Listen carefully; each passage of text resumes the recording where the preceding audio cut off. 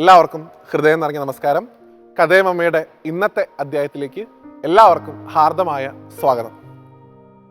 കൊട്ടിയൂർ തീർത്ഥാടന കാലം കൂടിയാണ് വൈശാഖ മാസം എന്ന് കഴിഞ്ഞ സമയങ്ങളിലൊക്കെ നമ്മൾ പരിചയപ്പെടേണ്ടായി. നിരവധിയായിട്ടുള്ള വിശേഷപ്പെട്ട അവസരങ്ങൾ കൊട്ടിയൂർ ആരാധനയായിട്ട് ബന്ധപ്പെട്ടുണ്ട്. അതിലേറ്റവും പ്രസിദ്ധമായിട്ടുള്ള ഒരു സമയമാണ് രോഹിണി ആരാധന എന്ന് വിളിക്കപ്പെടുന്ന സമയം. രോഹിണി നക്ഷത്രത്തിലാണ് അത് നടക്കുക. അന്നേ ദിവസം കൊട്ടിയൂർ നടക്കുന്ന ഏറെ വിശേഷപ്പെട്ട ആ ഒരു ദൃശ്യം കാണാനായിട്ട് എത്രയോ ഭക്തർ ഇങ്ങനെ കാത്തിരിക്കുന്ന ഒരു സമയമാണ് കൊട്ടിയൂർ. മറ്റൊന്നും തന്നെയല്ല, സാക്ഷാൽ ആലിംഗന പുഷ്പാഞ്ജലിയെക്കുറിച്ചാണ് ഇന്നേ ദിവസം നമ്മൾ സംസാരിക്കാൻ പോകുന്നത്. അതിനു മുമ്പായി ആ കഥ നമുക്കൊന്ന് ആദ്യം പരിചയപ്പെടാം. എന്താണ് ഈ കഥയ്ക്ക് കാരണമായിട്ട് വന്നിട്ടുള്ളത്, ഈ ഒരു കർമ്മം അവിടെ നടക്കാനുള്ള ഐതിഹ്യം എന്താണെന്ന് ആദ്യം പരിചയപ്പെടാം. യാഗഭൂമിയാണ് കൊട്ടിയൂർ. ദക്ഷയാഗം നടന്ന സ്ഥലമാണ്. അവിടെ വെച്ചാണ് ഭഗവാന്റെ ഭൂതഗണങ്ങളായിട്ടുള്ള വീരഭദ്രസ്വാമിയും സാക്ഷാൽ ശ്രീ ഭദ്രകാളിയും ദക്ഷനെ വധിക്കുന്നത്. ഭഗവാന്റെ അനുഗ്രഹം കൊണ്ട് ദക്ഷന് വീണ്ടും ജീവൻ തിരിച്ചു കിട്ടുന്നു. ആടിൻ്റെ തലയോടുകൂടി ഭഗവാന്റെ അനുഗ്രഹത്തോടുകൂടി യാഗം പൂർത്തിയാക്കപ്പെടുന്നു. എങ്കിലും ഭഗവാൻ ഉണ്ടായിട്ടുള്ള ഈ വിരഹ ദുഃഖം, ആ യാഗാഗ്നിയിൽ ചാടി സ്വയം ദേഹം ഉപേക്ഷിച്ച ആ സതീദേവിയോടുണ്ടായിരുന്ന ഭഗവാന്റെ അഗാധമായിട്ടുള്ള പ്രേമം, അത് ഭഗവാനെ പോലും ഒരു തരത്തിൽ മാറ്റിക്കളഞ്ഞു എന്നാണ്. ബ്രഹ്മവിത്തായിട്ടുള്ള ശിവൻ ഈ കത്തിക്കരിഞ്ഞ സതീദേവിയുടെ ശരീരം രണ്ട് കൈകളിലും ഏറ്റുവാങ്ങി ലോകം മുഴുവൻ സഞ്ചരിക്കാൻ തുടങ്ങി. ഭഗവാന്റെ ക്രോധത്തിന് പ്രപഞ്ചം മുഴുവൻ അഗ്നിക്കിരയാകുമോ എന്ന് ദേവന്മാർ പോലും ശങ്കിച്ചു. കാരണം ഭഗവാൻ എന്ന് പറഞ്ഞാൽ തന്നെ കാലാഗ്നി രുദ്രനാണ്. അദ്ദേഹത്തിന് ഈ സംസാര സാഗരത്തെ മുഴുവൻ സംഹരിക്കാൻ കേവലം നിമിഷങ്ങൾ മാത്രം മതി. ഭഗവാന്റെ കണ്ണ് അഗ്നിയാകുന്ന കണ്ണാണ്. ആ അഗ്നിയെ ഭയമില്ലാത്തവരായിട്ട് ഈ ചരാചരങ്ങളിൽ ആരും തന്നെ ഇല്ല. അങ്ങനെയുള്ള ഭഗവാൻ ഈ ക്രോധഭാവത്തിൽ നിരവധിയായിട്ടുള്ള സമയം ഈ ഭാവത്തിൽ തുടർന്നു കഴിഞ്ഞാൽ അത് പ്രപഞ്ചത്തിൻ്റെ മുഴുവൻ നാശത്തിന് കാരണമാവില്ലേ എന്ന് ദേവന്മാർക്ക് ഒരു ഭയം തോന്നിയെന്നാണ്.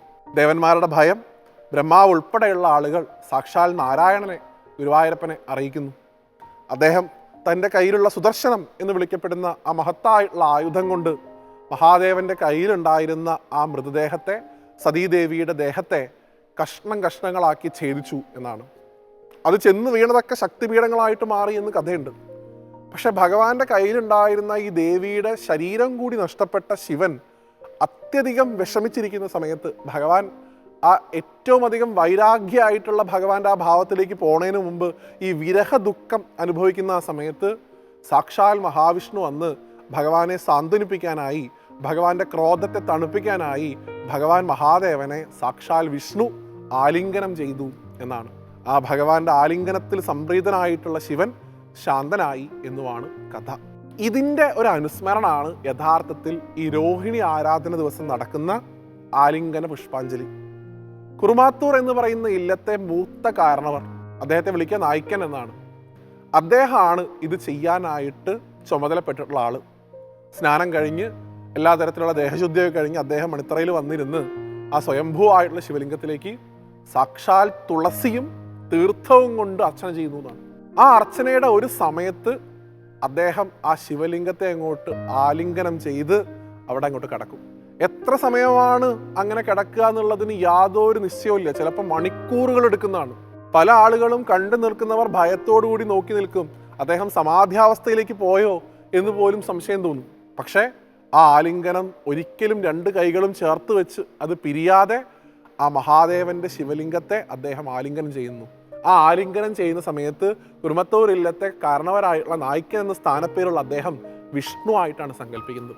വിഷ്ണു എങ്ങനെയാണോ ശിവനെ ആലിംഗനം ചെയ്തത്, അതുപോലെ ആ ബ്രാഹ്മണശ്രേഷ്ഠൻ മഹാദേവന്റെ ശിവലിംഗത്തെ ആലിംഗനം ചെയ്തുകൊണ്ട് നിരവധിയായിട്ടുള്ള സമയം മണിത്തറയിൽ അവിടെ ഭഗവാന്റെ ആ ശ്രീകോവിലിന്റെ മുമ്പിലായിട്ട് അവിടെ ആലിംഗനം ചെയ്ത് കിടക്കുന്നു. അതിനുശേഷം അദ്ദേഹം എഴുന്നേൽക്കുന്ന ഒരു രംഗത്ത് അവിടെ കൊട്ടിയൂർ കൂടിയിരിക്കുന്ന മുഴുവൻ ആളുകളും വലിയ നാമഘോഷത്തോടു കൂടി അദ്ദേഹത്തെ സ്വീകരിക്കുന്നതും നമുക്ക് കാണാൻ സാധിക്കും. ഇതാണ് യഥാർത്ഥത്തിൽ നമ്മുടെ പാരമ്പര്യം. നോക്കൂ, ശിവനെയും വിഷ്ണുവിനെയും ഭേദഭാവത്തിൽ കാണുക എന്നുള്ളത് തന്നെ ഏറ്റവും വലിയ കുറ്റാണ്. ശിവന്റെ ഹൃദയമാണ് വിഷ്ണു, വിഷ്ണുവിൻ്റെ ഹൃദയമാണ് ശിവൻ എന്നാണ് ഭാരതീയ സംസ്കാരം നമ്മളെ പഠിപ്പിക്കുന്നത്. അത് മനസ്സിലാക്കുന്ന നിരവധിയായിട്ടുള്ള ഏടുകൾ കൊട്ടിയൂർ തീർത്ഥാടന കാലത്ത് നമുക്ക് കാണാൻ സാധിക്കും. അതിലേറ്റവും വിശേഷപ്പെട്ട ഒന്നാണ് നമ്മളിപ്പോൾ സൂചിപ്പിച്ച ഈ ആലിംഗന പുഷ്പാഞ്ജലി.